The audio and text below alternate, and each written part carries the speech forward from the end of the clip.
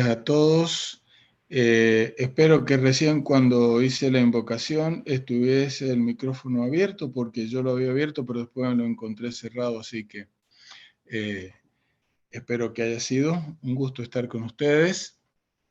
Y este tema es una segunda parte del anterior sobre los eventos de los últimos días.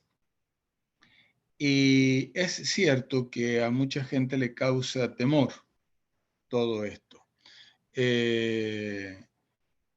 Perdón un segundo. Me sale aquí, Jaime,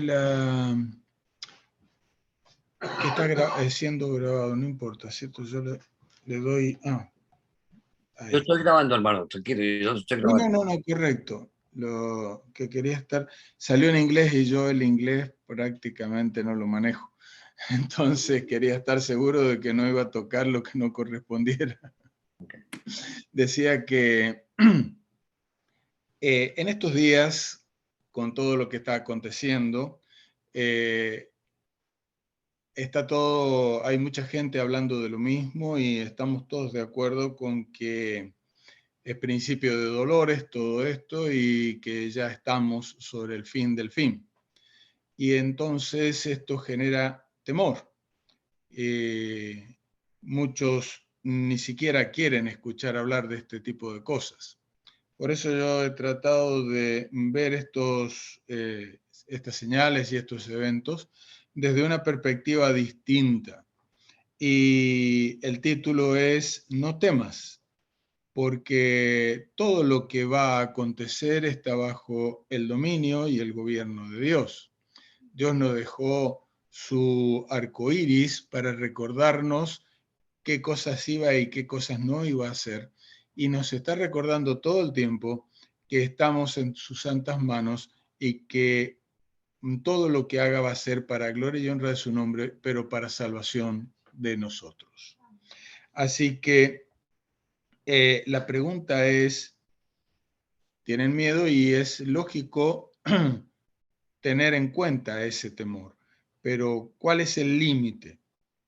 ¿Hasta dónde debo considerar el temor y hasta dónde ya debo encontrar el equilibrio?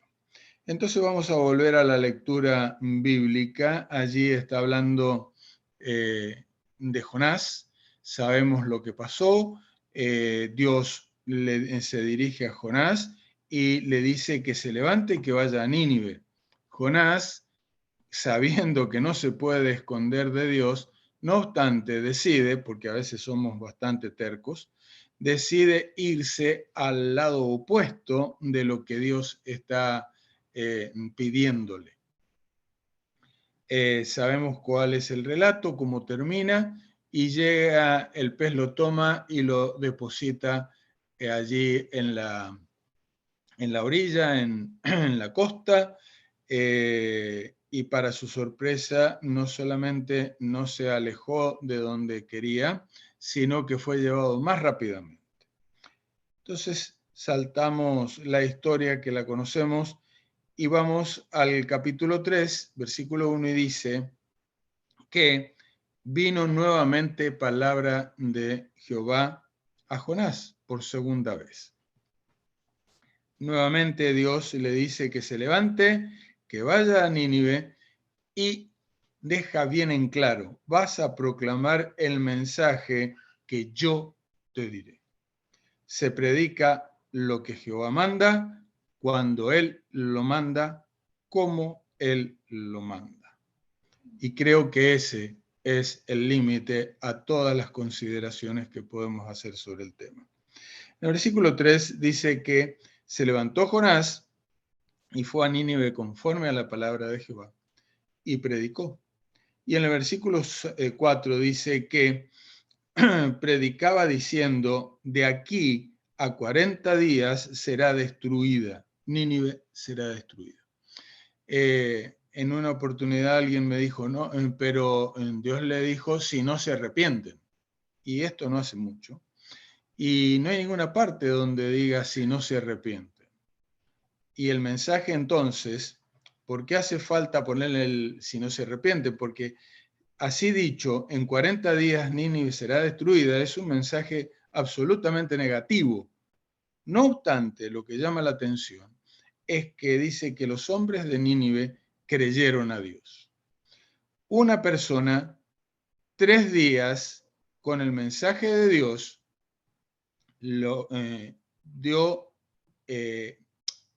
Dios a través de esa persona logró que se retractaran de sus actos, que se arrepintieran, y entonces dejó sin efecto su aviso.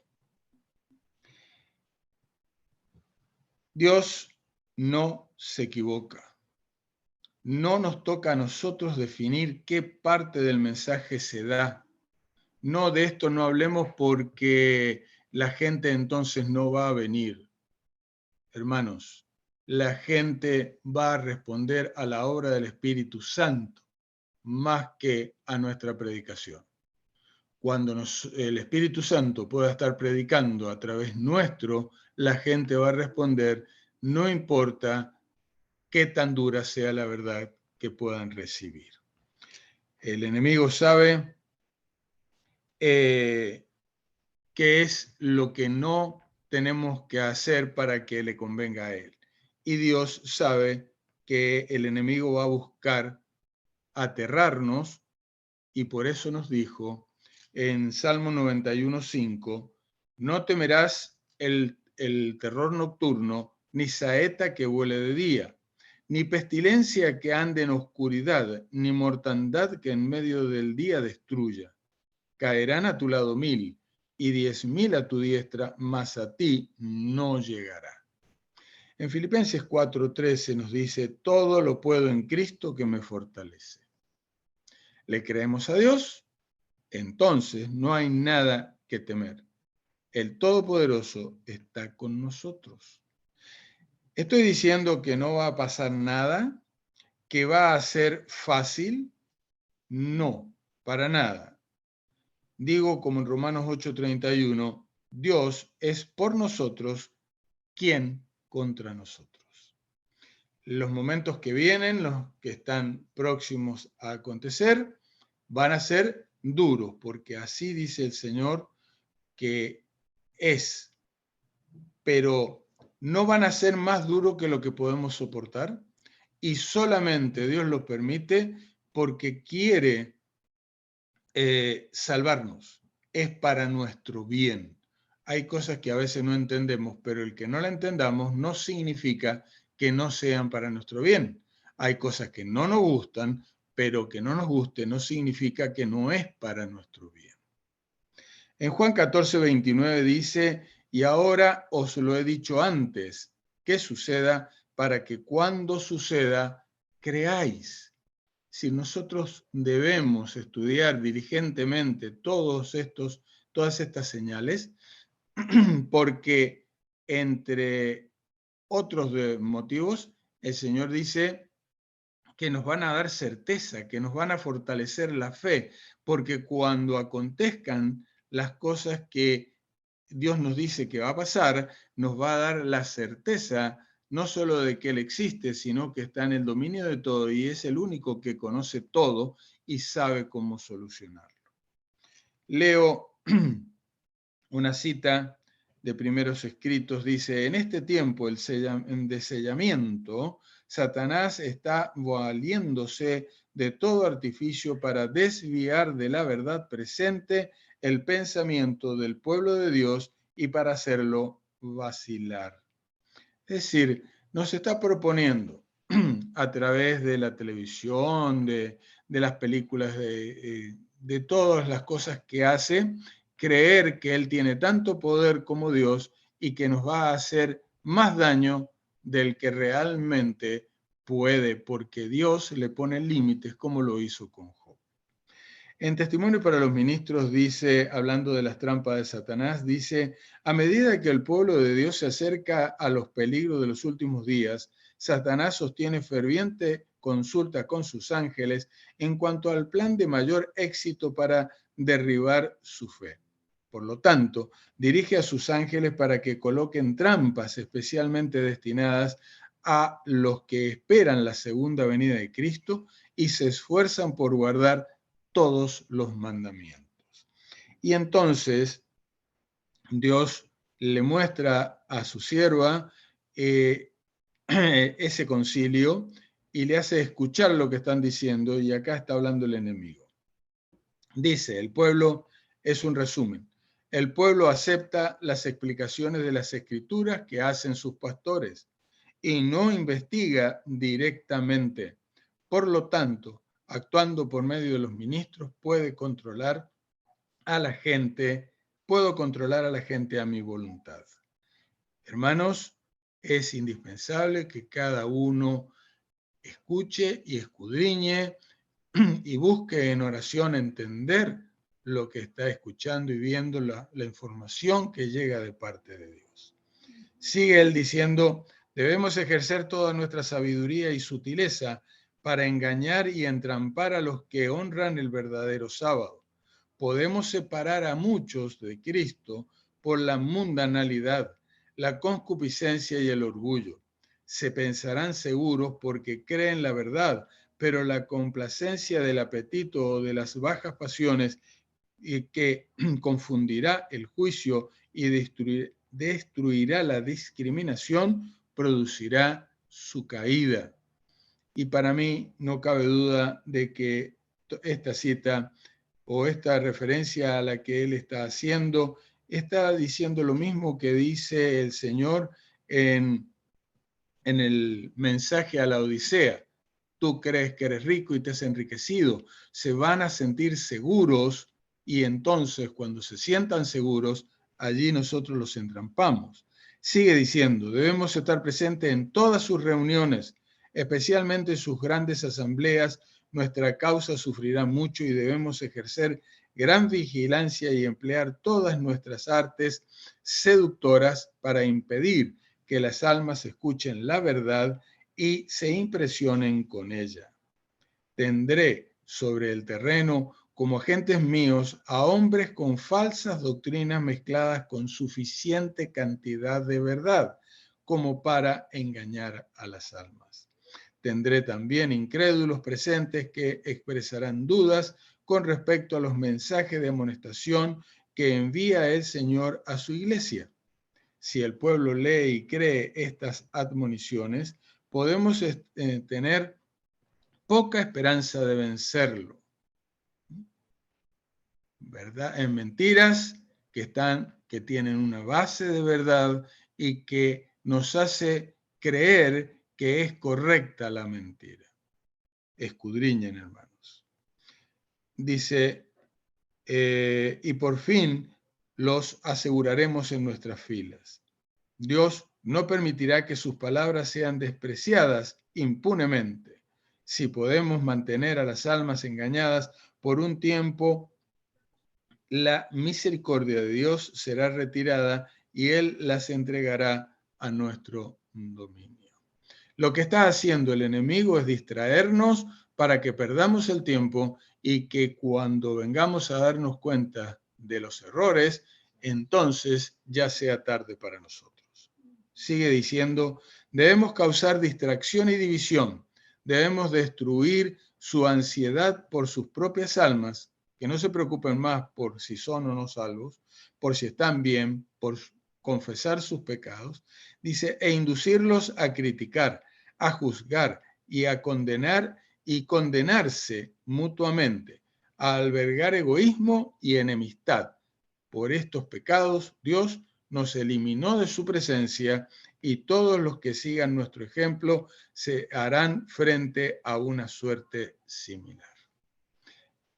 El enemigo tiene una meta, que no seamos salvos, pero también tiene la meta de que no le sirvamos a Dios para poder dar el último fuerte pregón.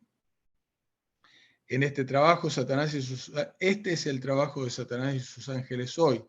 Si no estamos aterrados, que estemos distraídos. Y si no, aletargados. Con esto en mente, veamos por favor, hermano Jairo, la placa del PowerPoint. Notarán que junté más todos, más todo. Está en rojo la línea del fin del tiempo de gracia y aparece la segunda venida de nuestro Señor Jesucristo. Esa. Entonces, están todas juntas porque, como les dije la vez anterior, no pretenden un orden exacto y tampoco hay tiempos para que se ejecuten. Y entonces lo que quiero destacar es justamente el fin del tiempo de la gracia, que lo puse ahora en rojo, y ahora aparece la segunda venida de Cristo y hay el tiempo de angustia en el medio. En Deuteronomio 29:29 dice: las cosas secretas pertenecen a Jehová nuestro Dios, mas las reveladas son para nosotros. Desde que llevo 44 años en la iglesia y desde que entré, escuché permanentemente a gente tratando de poner fechas para la segunda venida.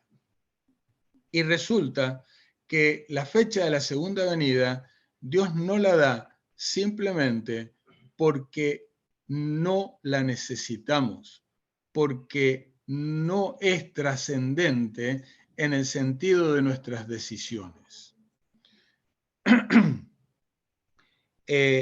No obstante, insisten en poner fecha a la segunda venida. ¿Y por qué digo que no es trascendente? Simplemente porque para ese tiempo todo ya va a estar definido.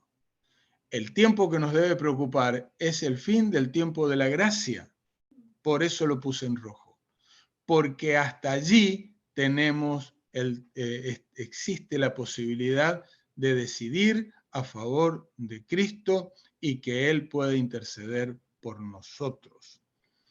Pero resulta que tampoco necesitamos saber cuál es la fecha exacta del fin del tiempo de la gracia. En su misericordia, a mi entender, Dios no la ha dado simplemente porque muchos podríamos estar jugando a, todavía tengo tiempo, pero resulta que nadie tiene comprada la vida. Creo que si se ponen a mirar las historias de cada uno en su derredor, los que conocen, van a ver que se muere la gente mayor, pero también se mueren niños, criaturitas muy chiquitas, adolescentes, jóvenes, adultos jóvenes. En cualquier día y en cualquier momento se nos puede terminar la vida y con la vida nos llega el fin del tiempo de la gracia. Digamos, y con la muerte nos llega el fin del tiempo de la gracia. En el momento en que nosotros expiramos, allí se cierra nuestro libro y no hay nada que cambie las decisiones que hasta allí hemos hecho. Leo de Maranata, en la página que toca una norma elevada, dice: quienes no purifiquen sus almas mediante la obediencia a toda la verdad, llegarán al tiempo de las plagas y entonces, es decir, pasado el tiempo, el fin del tiempo de angustia, dice, y entonces echarán de ver que les hubiera sido necesario ser tallados y encuadrados para la edificación. Está hablando en términos de construcción, tallar las piedras que forman parte de las paredes. Pero entonces no habrá ya tiempo para ello, ni tampoco mediador que abogue por ellos ante el Padre. Antes de ese tiempo se habrá promulgado la solemne declaración que dice, y cita Apocalipsis 22:11 y leo, el que es injusto sea injusto todavía, y el que es inmundo sea inmundo todavía, y el que es justo practique la justicia todavía, y el que es santo santifíquese todavía. El que es injusto sea injusto todavía, y el que es inmundo sea inmundo todavía, y el que es justo practique la justicia todavía, y el que es santo santifíquese todavía. Resumamos, y lo que está diciendo Cristo no es una sentencia, no es algo arbitrario, no es me cansé y acá corto. Ha venido el ángel del tintero y le ha dicho a Jesús que todos han decidido voluntariamente y libremente, han usado su libre albedrío y han decidido si están a favor de Dios o si están en contra de Dios, y nada se puede hacer para cambiar esa decisión. Todos han tomado una decisión firme y por consiguiente han quedado sellados de un lado o del otro. Simplemente Jesús está aceptando lo que cada uno decidió. Y entonces él dice, bueno, el que decidió estar de este lado va a recibir lo que se le ha prometido. El que es justo va a seguir siendo justo y va a seguir en el proceso de santificación. Y el que es injusto va a seguir siendo injusto y simplemente va a recibir las consecuencias de su elección. Allí no hay una condena de parte de Cristo, como no la hubo en el Edén cuando le dijo a Eva que iba a empezar a tener dolores de parto. ¿Por qué? Porque era la consecuencia lógica de lo que ella había elegido. Dios le había dicho, moriréis, y ahora le abre el espectro y le dice, miren, van a tener esta y estas dificultades. Le está avisando, no los está castigando. Adán iba a tener que empezar a cultivar duramente la tierra para obtener su sustento, pero no como un castigo de Dios, sino como una consecuencia de su elección. Al elegir el esquema egoísta del enemigo, dice que la creación aún gime, todo fue transformado. Y cuando la tierra estaba bajo las manos y la autoridad del amor de Dios, la tierra era, aparte de perfecta, daba de sí, era bondadosa, no encontraba la palabra. Era bondadosa y ahora pasó a ser egoísta. Por consiguiente, para obtener algo de ella hay que arrancárselo con mucho trabajo. En Eventos dice, el fin del tiempo de gracia. Nadie sabe cuándo terminará el tiempo de gracia. Dios no nos ha revelado el tiempo cuando terminará este mensaje o cuando el tiempo de gracia llegará a su fin. Aceptemos las cosas reveladas para nosotros y para nuestros hijos, pero no procuremos saber lo que ha sido mantenido secreto en los concilios del Todopoderoso. Como con el fin del tiempo de la gracia, insisto en esto, ya lo dije recién, se terminan las oportunidades porque todos eligieron, no tiene sentido saber la fecha de la segunda venida, porque no va a cambiar nada. Lo que haya decidido está decidido. Y entonces esto nos habla de que aquellos que dicen que vamos a estar pecando hasta el fin del tiempo se están equivocando, porque Cristo dejó de interceder y porque ya están definidas nuestras vidas, nuestras decisiones, ya están tomadas. Por consiguiente, cualquiera que siga pecando es simplemente porque está perdido. No hay solución en la segunda venida de Cristo, hay ejecución. Dice en Mensajes Selectos, tomo 1, me han llegado cartas preguntándome si tengo alguna luz especial en cuanto a la fecha de la terminación del tiempo de gracia y contesto que solo tengo este mensaje para dar, que ahora es el tiempo de trabajar mientras dure el día, pues viene la noche cuando nadie puede obrar. Ahora es tu momento, ahora es mi momento y no debemos perder ese tiempo. La imposición de la ley dominical precede al fin del tiempo de la gracia. El tiempo de gracia termina cuando se completa el sellamiento. Resulta que muchos esperan la ley dominical para hacer cambios, pero la ley dominical es el último punto y puede ya ser demasiado tarde, sobre todo para nosotros, los que hemos conocido la verdad con anterioridad. Un ángel que regresa de la tierra anuncia que su obra está terminada. El mundo ha sido sometido a la prueba final y todos los que han resultado fieles a los preceptos divinos han recibido el sello del Dios vivo. Entonces Jesús dejará de interceder en el santuario celestial, levantará sus manos y con gran voz dirá: hecho es. Conflicto de los siglos. Primero escrito dice: vi ángeles que iban y venían de uno a otro lado del cielo. Un ángel con tintero de escribano en la cintura regresó de la tierra y comunicó a Jesús que había cumplido su encargo, quedando sellados y numerados los santos. Vi entonces que Jesús, quien había estado oficiando ante el arca de los 10 mandamientos, dejó caer el incensario y alzando las manos exclamó en alta voz: consumado es. Y aquí tenemos que hacer también una aclaración. Muchos creen que todos vamos a llegar vivos hasta el final, por una cuestión quizás de edad, de salud, pero no es así.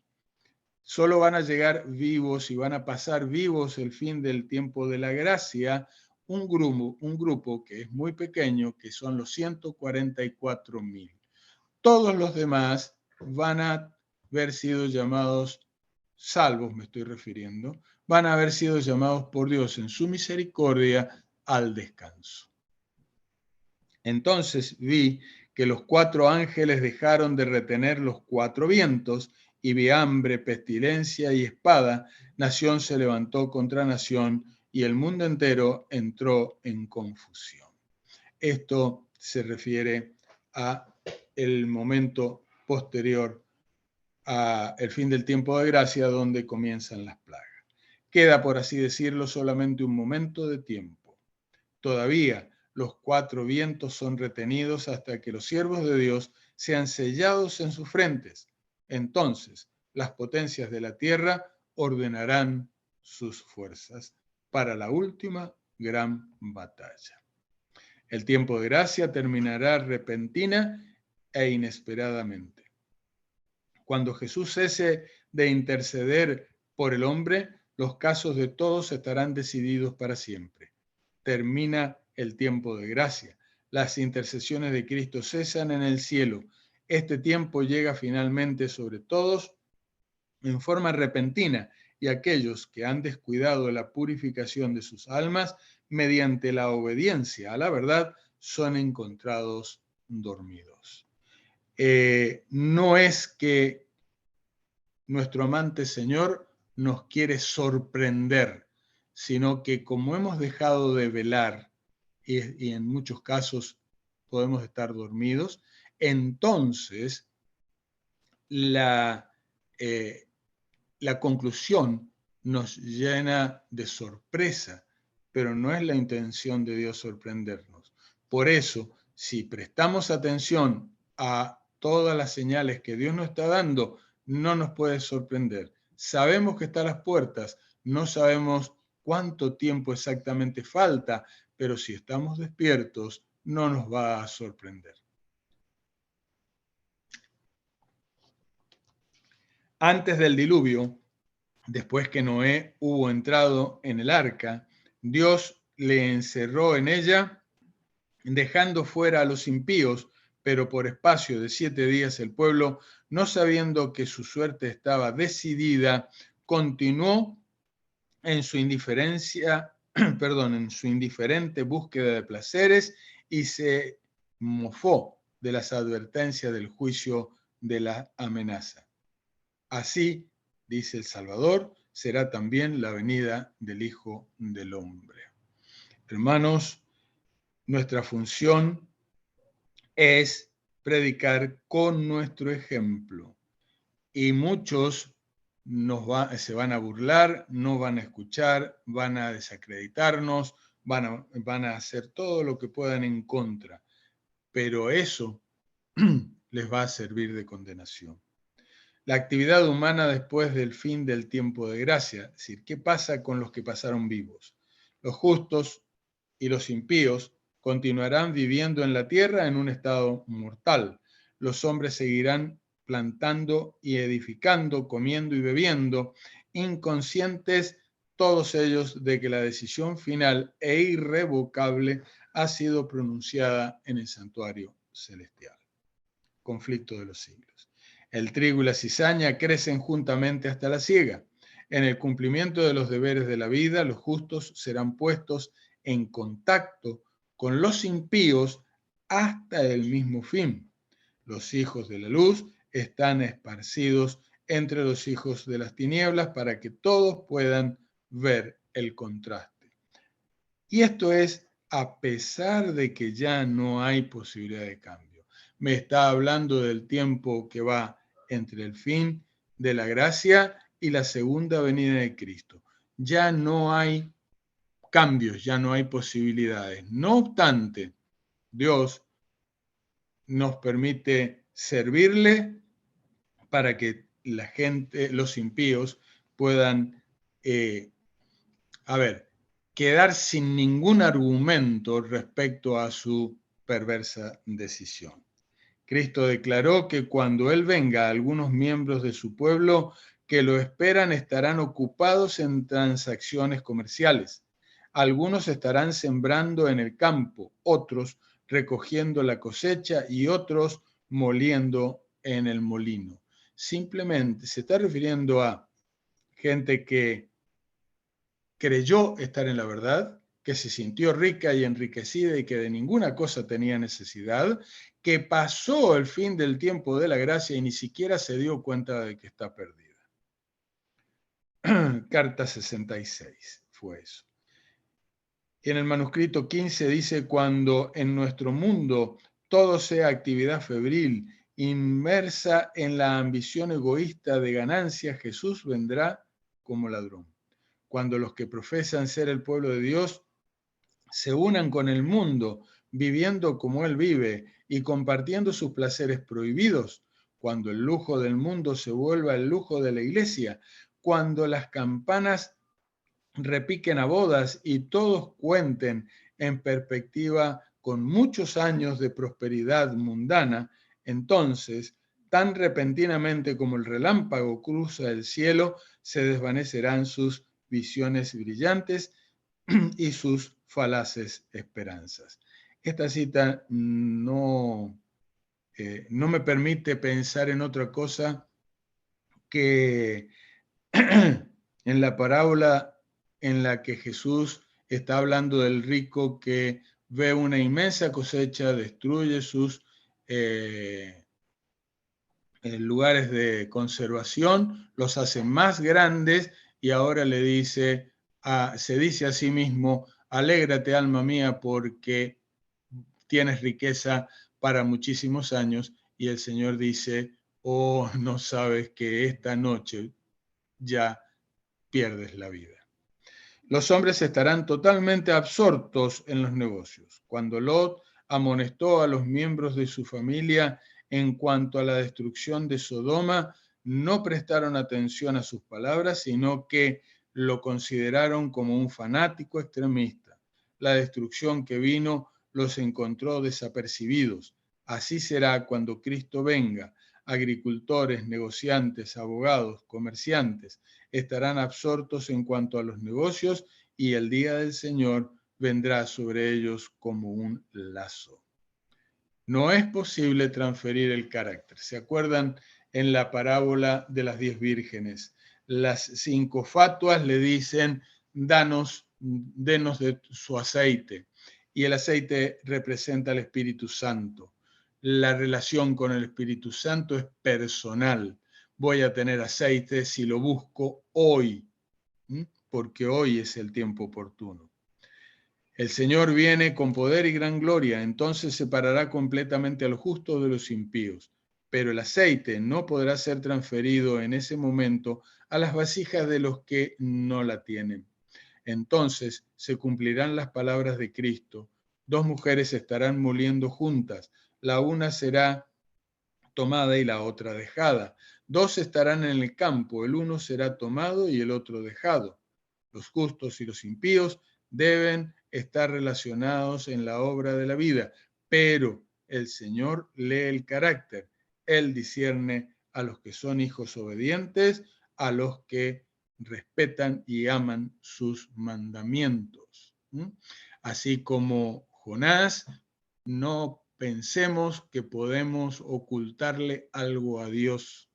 Él conoce de nosotros lo que ni siquiera nosotros mismos conocemos.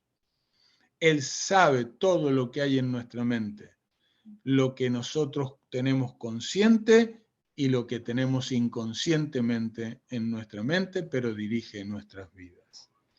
Dice, es algo solemne morir, pero es mucho más solemne vivir. Cada pensamiento, palabra y acción de nuestra vida volverá a confrontarnos.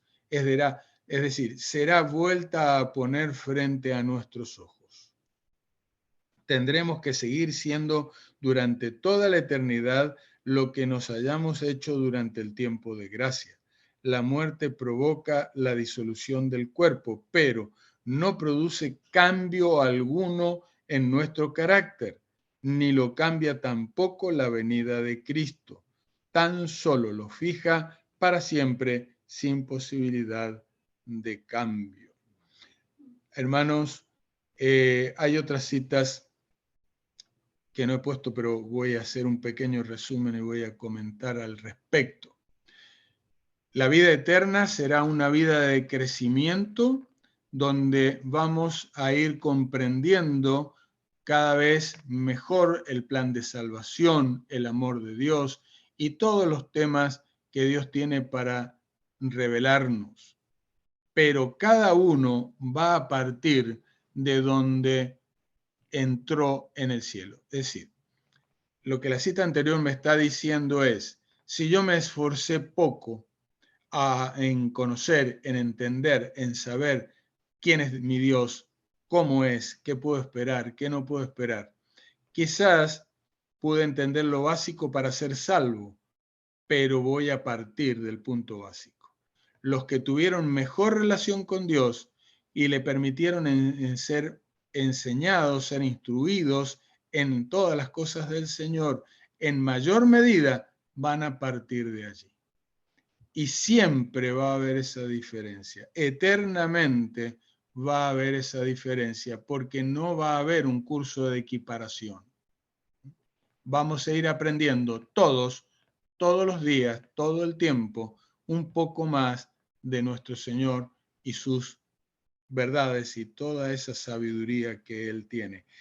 Lo que significa que siempre vamos a estar en pérdida, que es lo que está diciendo la cita, los que no hayamos hecho, no usemos diligentemente nuestra vida para aprender todo lo que nos viene al alcance.